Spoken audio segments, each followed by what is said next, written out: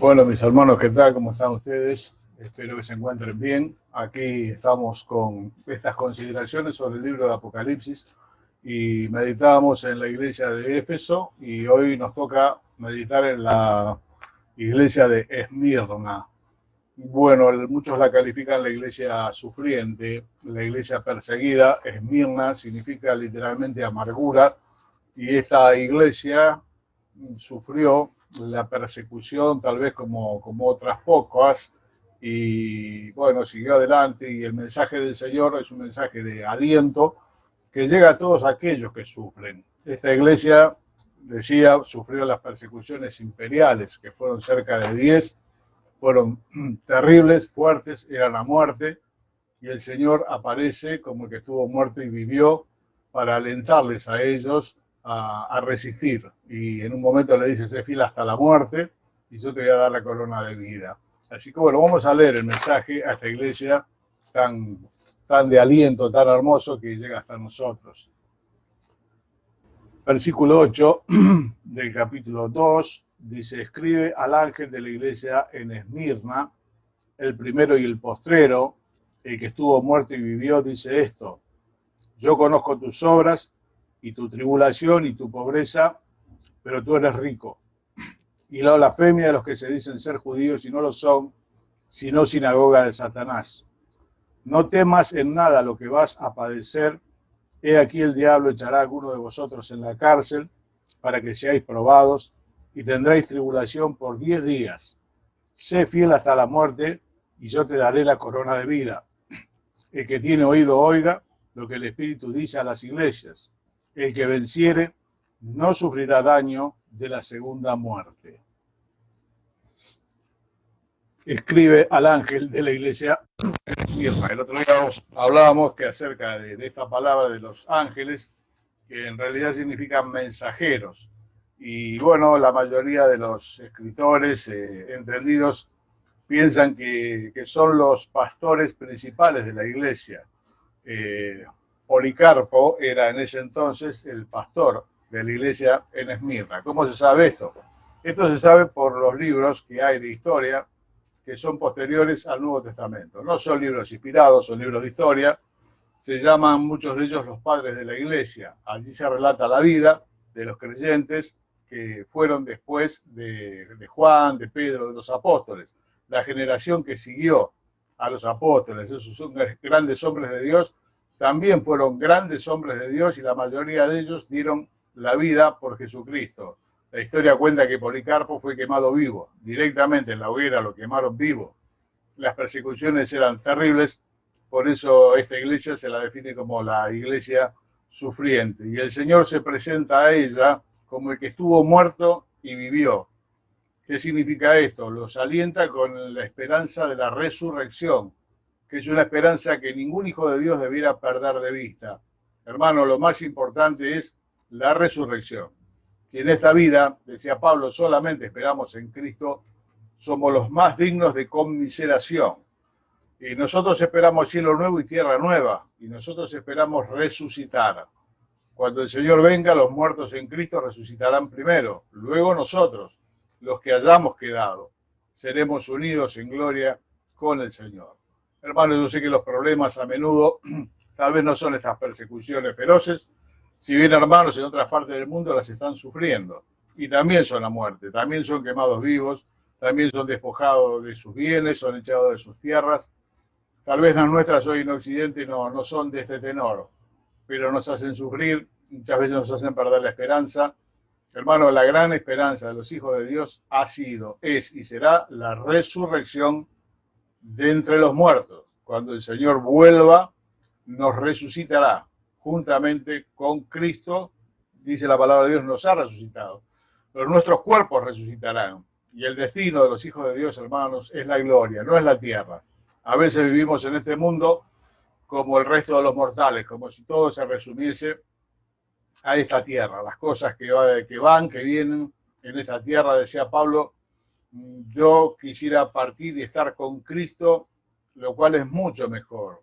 Así que, hermano mío, yo te invito, si estás atravesando problemas, a que puedas nuevamente en estos escritos levantar la mirada al cielo y ver al que estuvo muerto y vivió. Hermano, el Señor murió, pero el Señor resucitó.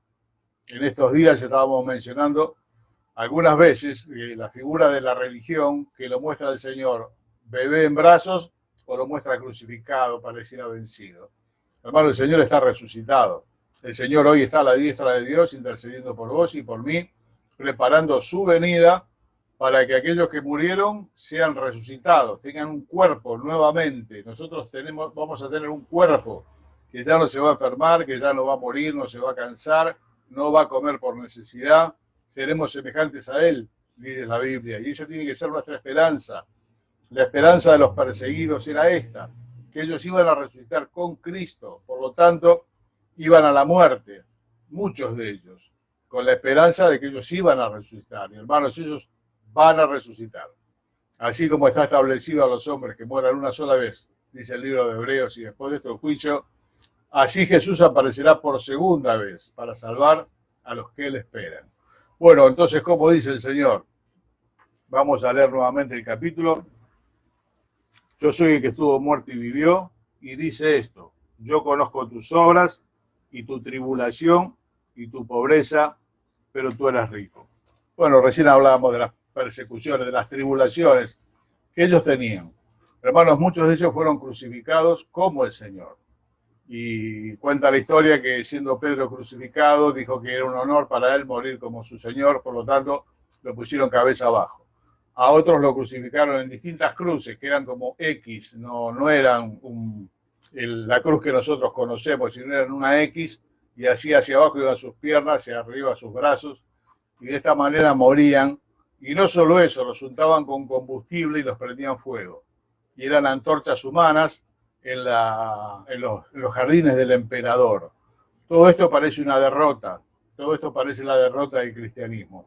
Pero hermano, todos aquellos que padecieron, que dieron la sangre, bueno, el comentario es muy viejo, pero dice que la sangre de los mártires regó la semilla del Evangelio. Y el Evangelio para los primeros siglos ya era conocido en la mayor parte del mundo conocido. Así que la muerte de ellos no fue en vano. Ellos murieron con la esperanza puesta en la resurrección. No esperaban en esta vida. En esta vida, hermano, hay problemas. En esta vida hay dificultades. El Señor dijo, van a tener dolor, van a tener problemas. Pero, hermano, nosotros miramos más allá. Ellos tenían tribulación y mucha. Y repito, era muerte. Le mataban a sus hijos delante de ellos para obligarlos a blasfemar del nombre de Cristo. Y ellos no lo hacían y así veían morir a sus hijos. Otros con sus hijos fueron echados en la arena del circo romano, que allí eran despedazados por los leones. Bueno, hermano, esta fe que vos y yo tenemos, que nos da tanta alegría, a nosotros nos da tanta bendición, sepamos que a muchos de nuestros hermanos les costó la vida no negar al Señor, les costó la vida. Le decían, César es el Señor, el dueño de todo el mundo. Y ellos decían, no, Cristo es el Señor. César es el Señor, Cristo es el Señor. Y prefirieron ser muertos a negar al Señor. Yo conozco, dice el Señor, tus obras. Yo conozco tu tribulación. Yo sé las cosas que estás pasando. A veces pensamos, cuando pasamos problemas, que estamos solos, que nadie nos puede entender. Y a veces un poco es cierto. Decía Job, busqué consoladores y no los hubo.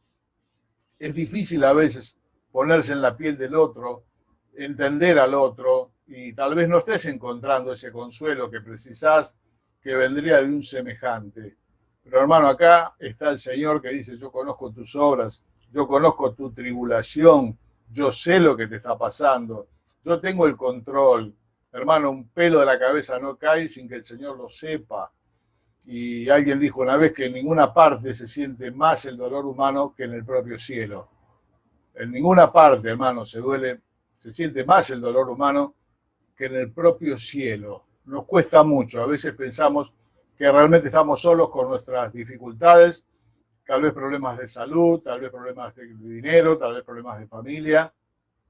Bueno, hermano, el Señor es con nosotros. Decía Job, pobrecito de sus tribulaciones, ¿quién me dirá dónde encontrarle? Iría yo hasta ahí y hablaría con él. Bueno, hermano, nosotros sabemos dónde encontrarle.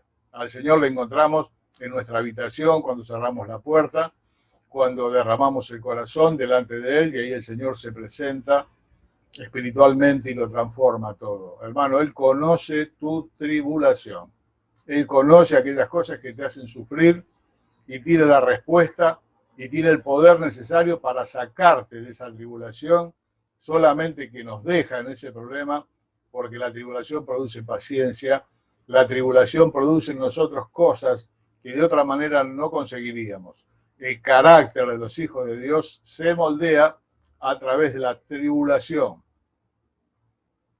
La frase dice que las coronas se moldean en los crisoles. Alguna vez llevaremos con el Señor corona, dice el texto, reinaremos con Él. Es un misterio. Dice la palabra, reinaremos con Él. Estaremos con Él en gloria. Pero hermano, muchas de esas coronas se moldean en la fragua de la tribulación. Por eso decía Santiago, tengan por gozo cuando estén en problemas. Porque esto produce, esto no es en vano. El dolor en la vida de la gente no es en vano, no tiene control, los destruye, muchos llegan al suicidio. En la vida de los hijos de Dios, el fuego tiene control. Y eso está en la mano del Padre. Así que dice el Señor, yo conozco tus obras, yo sé de tu tribulación y de tu pobreza. Muchos de ellos eran pobres. Muchos de los que formaban la iglesia en Esmirna eran pobres. La iglesia en Jerusalén también era muy pobre. Pero mire lo que dice el Señor. Yo conozco tu pobreza, pero tú eres rico.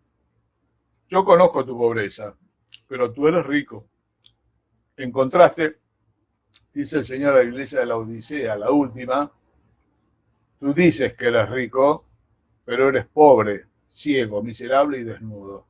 Al revés, la Odisea decía, yo soy rico y de ninguna cosa tengo necesidad. Y el Señor les dijo, ustedes son pobres, ciegos y desnudos.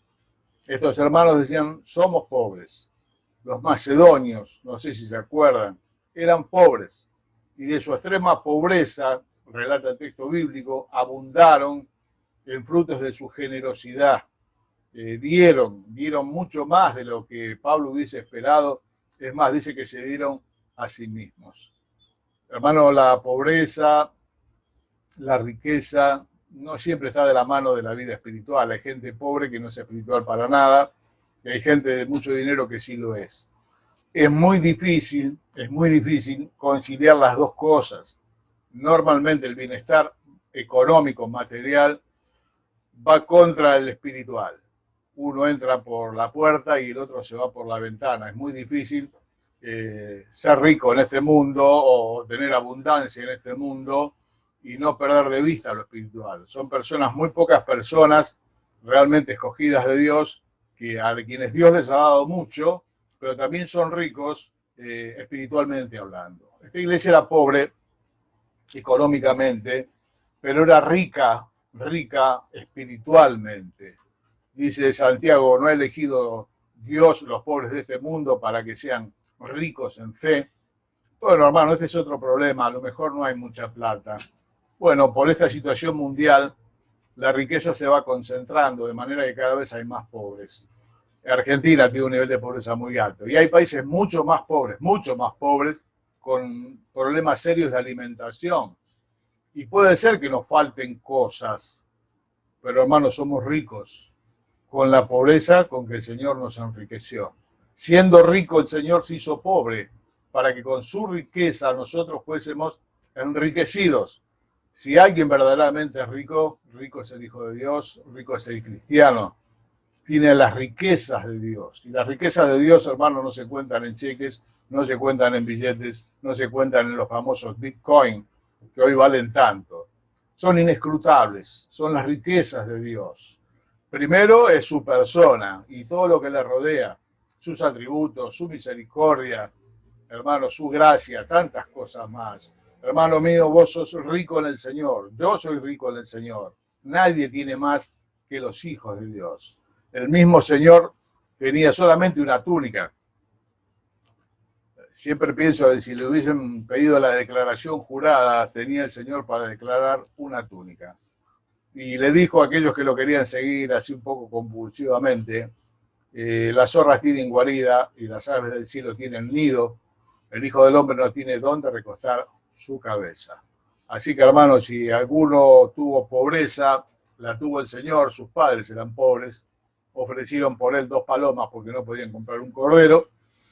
Así que el Señor supo de la pobreza, de la escasez, pero nadie, absolutamente en esta tierra fue más rico que él.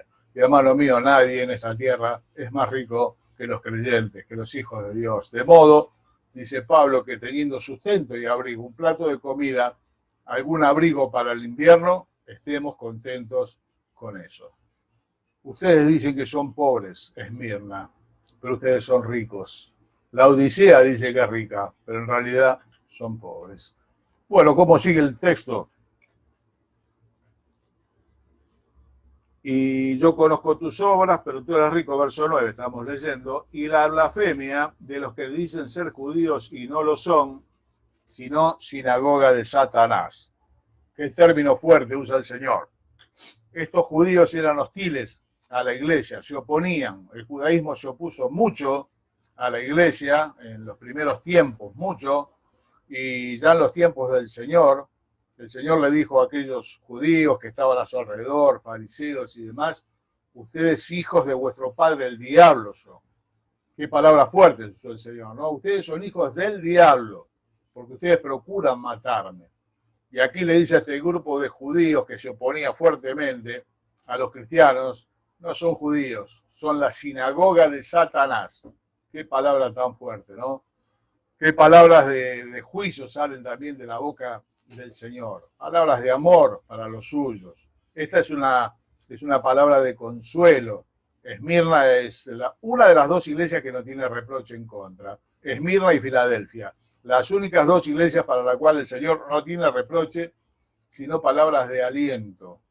Que me alienta, hermano, soportar la dificultad, la hostilidad de estos judíos, que se oponían fuertemente. En su momento, a los apóstoles los intimidaron a que ya no prediquen en el nombre del Señor. Y como ellos siguieron haciéndolo, los volvieron a traer y esta vez los azotaron. Bueno, hermano, el diablo está dispuesto a hacer lo que sea necesario para que vos y yo nos callemos la boca. Y estos judíos no son judíos, dice el Señor, son una sinagoga de Satanás. El versículo 10 dice, no temas en nada lo que vas a padecer. He aquí el diablo echará a alguno de vosotros en la cárcel para que sean probados y tendrán tribulación por 10 días. Sé fiel hasta la muerte y yo te daré la corona de vida. El Señor, que sabe exactamente todo lo que va a pasar, se presenta a esta iglesia y le dice, no temas en nada lo que vas a padecer. Le está anticipando que van a sufrir, van a tener tribulación por 10 días. Y el diablo va a echar a algunos de ustedes en la cárcel. Cómo el Señor se anticipa, conocedor de todas las cosas, del futuro, del tiempo por venir. ¿Quién sabe lo que va a pasar mañana? No lo sabe absolutamente nadie de los humanos. Hermano, el Señor sabe qué va a pasar con nosotros mañana. Y le anticipa a la iglesia, como le anticipó a los suyos. En el mundo van a tener aflicción. Si alguno los aborrece, bueno, sepan que a mí me aborreció primero. A veces cuando llegan los problemas nos sorprendemos. En nuestro inconsciente, todos los cristianos esperamos vivir el cielo en la tierra. Sabemos que no es así, pero inconscientemente queremos vivir las bondades del cielo en la tierra. Y hermano, en la tierra somos peregrinos, somos extranjeros y no somos bien recibidos. Esa es la verdad. Hemos salido del mundo, muchos de nosotros. Y por eso hoy el mundo nos aborrece. Dice el Señor, si fuesen del mundo, el mundo amaría lo suyo. Como no son del mundo, el mundo los aborrece. Y van a tener problemas. Y el Señor se lo anticipa. No temas en nada. No temas en nada. Y uno dice, pero Señor, nos van a echar en la cárcel. Tantas cosas más que va a pasar. No temas en nada. Recordaba a los amigos de Daniel allá en el horno de fuego, donde los echó Nabucodonosor, con ese odio diabólico, por no adorar a la estatua. Siempre pienso cómo quisiera tener la fe de esos hombres, ¿no? Y los interpelaron una vez más acerca de su fe, y ellos dijeron, no es necesario que te contestemos acerca de esto. El Dios a quien servimos puede librarnos del horno de fuego. Y si así no lo hiciere, tampoco serviremos a la estatua. Qué firmeza, ¿no? Mira, hermano, el Dios a quien nosotros servimos, en quien confiamos, nos puede librar de toda tribulación. Podría ser que ya no tengamos ningún problema, pero si así fuere, igualmente no vamos a adorar a la estatua. No tenemos, hermano, que doblegar la rodilla porque vienen los problemas. Hoy mucha gente sorprendida por el coronavirus, tantas cosas más. ¿Qué nos va a pasar? ¿Qué no nos va a pasar? Hermano, no va a pasar nada que Dios no permita. No se dormirá el que te guarda. Dice, no dará tu pie al resbaladero, ni se dormirá el que te guarda. Hermano, el que nos guardó de balas perdidas, el que nos guardó de asaltos, el que nos guardó de una muerte segura por un accidente, el que nos guardó de que se reviente una arteria en la cabeza y muramos, es el mismo que nos va a librar, si es que Él quiere, de esta enfermedad mundial que hoy estamos sufriendo. No temas en nada lo que vas a padecer. Bueno, aquellos fueron echados en el horno de fuego. Y cuando miraron, había un cuarto hombre que caminaba con ellos, semejante a un hijo de Dios. Una figura maravillosa veían ellos. Y salieron del horno, y salieron 3, no 4. Y alguien dijo una vez, el cuarto no salió para poder acompañar a otros que algún día iban a estar también caminando el horno de la aflicción. Hermano mío, que sentís que a lo mejor estás solo frente a la aflicción, a los problemas, el Señor es contigo, el Señor es conmigo. No temeré por tanto lo que me pueda hacer el hombre. Todas estas amenazas del diablo, los problemas, las cosas, no temas en nada lo que vas a padecer. Pero Señor, me van a operar, nunca entre un quirófano, me van a abrir por la mitad. Bueno, hermano, el Señor va a estar ahí. Y cuando tenga que enfrentar distintas situaciones que no quisiera enfrentar, hermano, el Señor va a estar ahí. Y a la hora de partir de este mundo, hermano, el Señor va a estar ahí. Eso es lo que nosotros tenemos que estar seguros, que el Señor va a estar ahí. No temas en nada lo que vas a padecer. El diablo echará a algunos de ustedes en la cárcel y van a tener tribulación por 10 días. Allí en el Evangelio de Lucas, capítulo 22, verso 31, el Señor le dice a Pedro, Pedro, Satanás os ha pedido para zarandearlos como al trigo, pero yo he orado para que tu fe no falte. El trigo se pone en la zaranda, se agita y se arroja hacia arriba para que vuele la cascarilla. Satanás os ha pedido para zarandearlos como el trigo. Hermano, hay tiempos en la vida de los hijos de Dios que parece que realmente se hizo de noche y que Dios se fue. Que estamos solos. Pero decía el Señor, no estoy solo porque el Padre está conmigo, no estoy solo. Nunca estamos solos. Nos parece que estamos solos. Nos parece que nada nos va a poder librar de esto. Hermano, y si no nos libra, igual no dobleguemos nuestra fe. Decía Job, un hombre que ha sufrido tanto, aunque él me matare, yo en él esperaré. Aunque él me matare, yo en él esperaré. ¿Qué puede acontecer humanamente hablando peor que la muerte? Y si así fuera, hermano, ¿cuál es el problema? Nos hemos pasado la vida hablando del cielo, de lo lindo del cielo, de la bienaventuranza de estar con el Señor, y sin embargo tenemos tantos problemas cuando entramos al quirófano y nos dicen que la operación tiene riesgo. Bueno, hermano, el Señor estará en ese lugar. Yo he orado, dice el Señor. Le dijo a Pedro, yo he orado por ti. ¿Para qué? Para que tu fe no falte. Cuando los hermanos atraviesan distintas pruebas, atravesamos, pero bueno, otros las atraviesan, a nosotros nos toca orar. Hermano, normalmente yo estoy orando para que la fe de ellos no falte. No sé si el Señor los va a querer sacar del problema. A veces nosotros le queremos solucionar el problema, ¿no? Vemos a nuestros hijos sufrir situaciones y humanamente queremos ir y solucionar el problema. Hace muchísimos años mi mamá me decía, mirá, yo si pudiese te sacaría del problema en el que estás. Pero hermano me dijo, hijo, si el Señor te puso ahí, Él sabe por qué lo hizo. Puede sacarte, no te saca, Él sabe por qué hace lo que hace. El Señor sabe por qué Pedro iba a ser zarandeado como el trigo. El Señor sabía y permitió que ellos tuviesen tribulación por 10 días y que sean echados en la cárcel. Bueno, hermano, Él lo sabe. Y los alienta. No temas en nada lo que vas a padecer. Y bueno, ya se va terminando el relato. Y le dice, sé fiel hasta la muerte y yo te daré la corona de la vida. A muchos de ellos la fidelidad al Señor les llevó hasta la muerte. Fue una iglesia de mártires, Esmirna. Significa amargura, Esmirna. Mirra, amargor, dolor, sufrimiento. Muchos de los mártires salieron de aquí. Decía al principio su pastor Policarpo, lo prendieron fuego vivo. Y muchos de ellos dieron la vida por Cristo. Sé fiel. ¿Hasta dónde? Y hasta que te quede poca plata. Hasta que, no, hermano, sé fiel hasta la muerte, dice el Señor.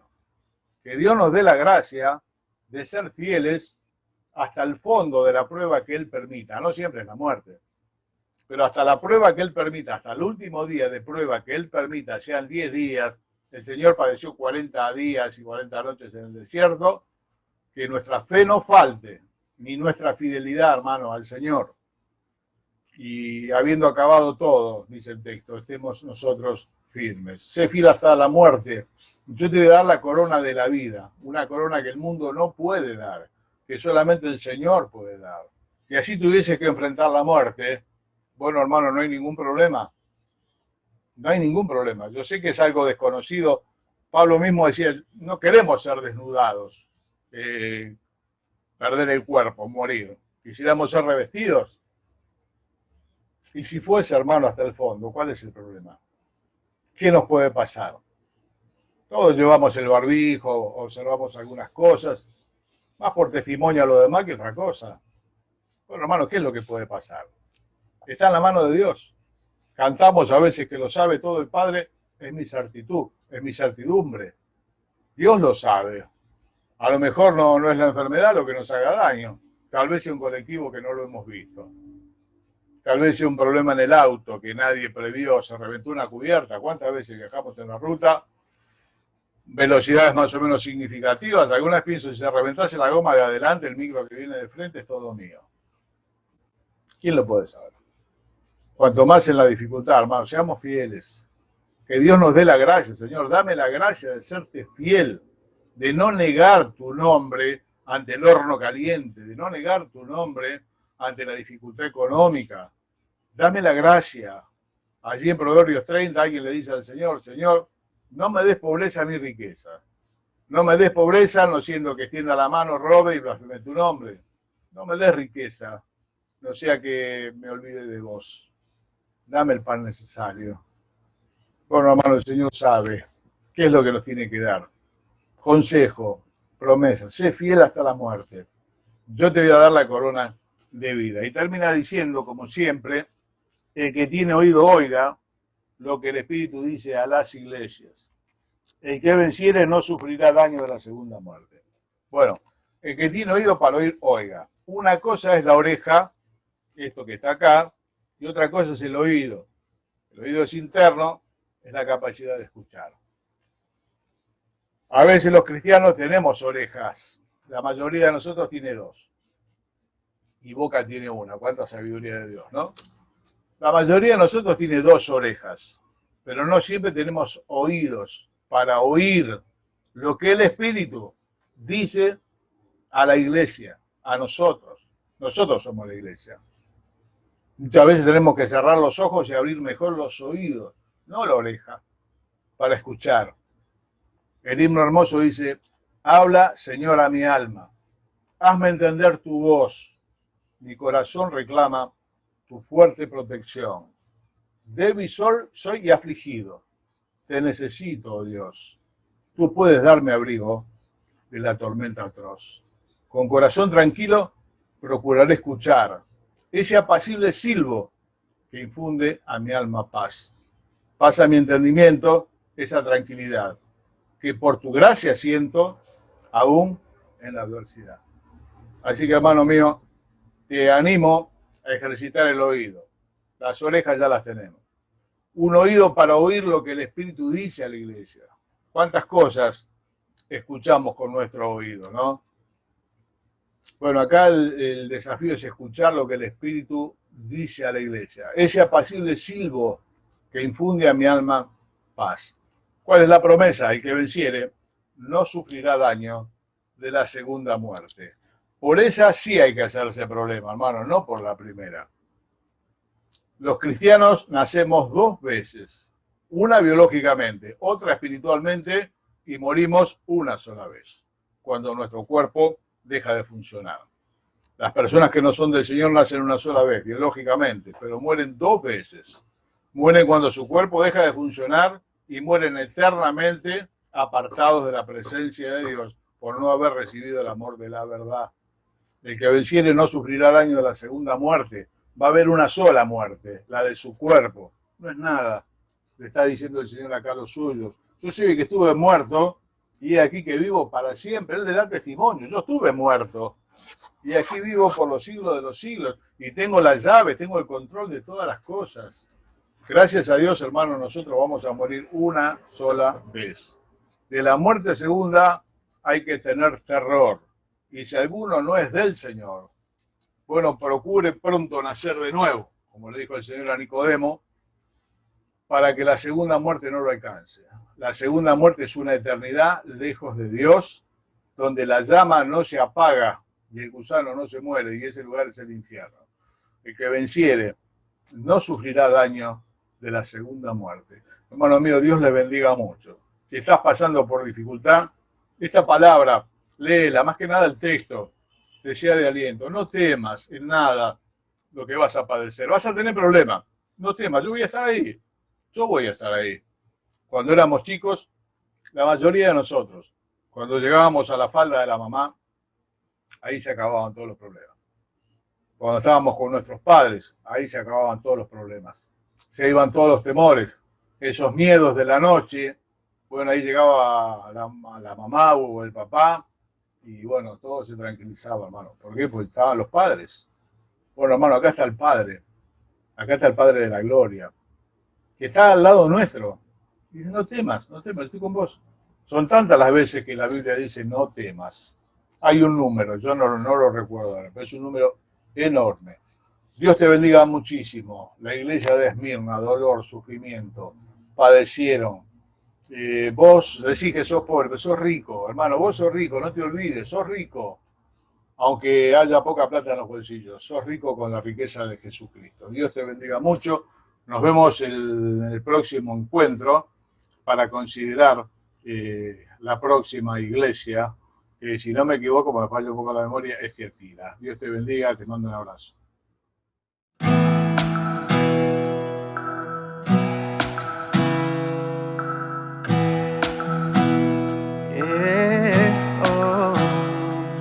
Tu amor venció la oscuridad, peleaste en mi lugar. Mis ojos yo en ti pondré, dejando el miedo atrás. Aún en la batalla, aún en la tormenta, en medio del caos, confiaré. Si quieres más fuerte que todo lo que enfrente, siempre te alabo con todo mi ser, con lo que yo soy, Dios.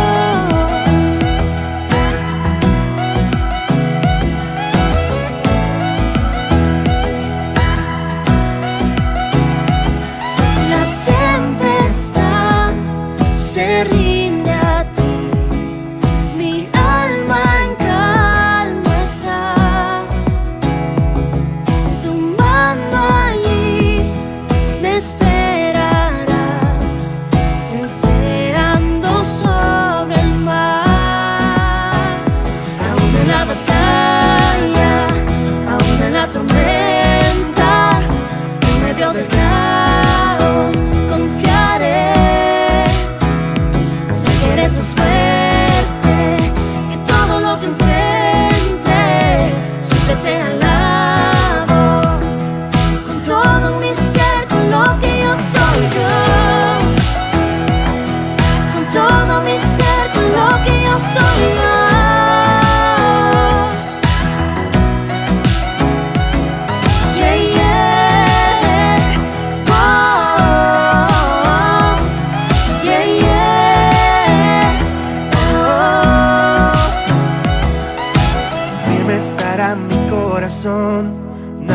podrá apagar mi voz, mi esperanza viva está en ti.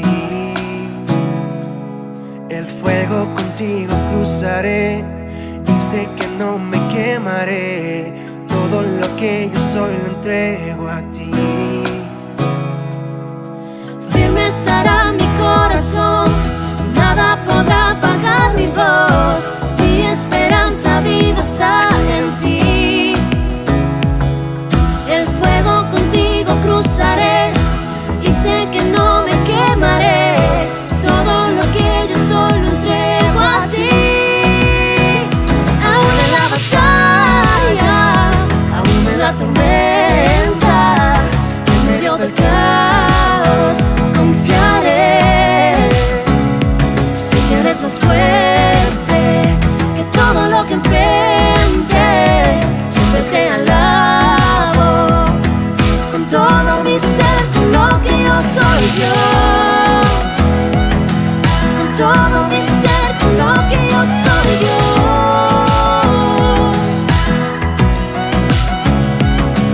Yeah, yeah.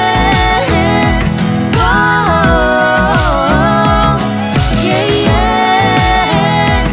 Oh. El fuego contigo cruzaré y sé que no me quemaré. Todo